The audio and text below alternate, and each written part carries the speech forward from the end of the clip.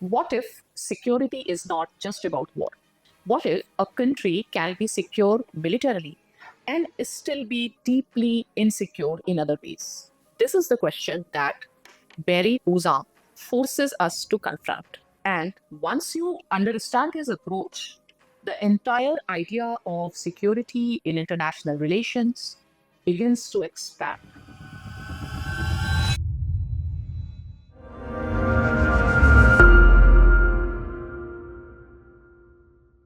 Traditionally, security was understood in a very narrow terms. It was about the state, its borders, and its military strength.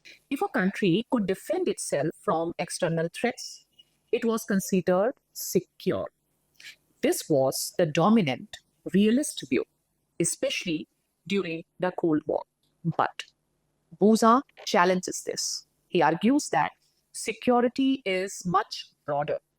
It is not limited to military threats. It involves multiple dimensions of life within and beyond the state. So, what does Bozar actually say? He introduces the idea that security operates across five sectors. First, the military sector, which is the traditional one. This deals with armed conflict, defense, and war. Second, the political sector.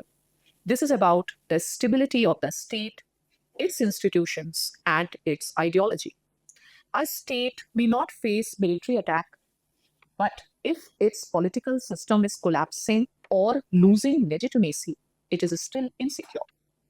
Third, the economic sector. Here, security relates to access to resources, markets, and financial stability.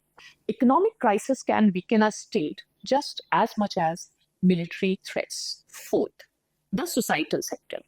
This is one of the Buzat's most important contributions. It focuses on identity, culture, language, religion, and social cohesion. If a society feels its identity is under threat, insecurity emerges even without war. And finally, the environmental sector. Issues like climate change, resource depletion, and natural disasters also shape security. These are locked up threats, but they can be just as serious. What Buzan is doing here is simple yet powerful. He's telling us that security is not one dimensional, it is layered. Now, this leads to another important idea, that is, referent objects of security. Traditionally, the state was the only thing we tried to secure. But Boza says security can apply to different units, individuals, societies, and even the global system.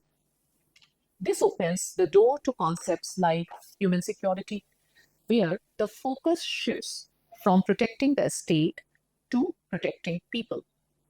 But Boza does not stop here.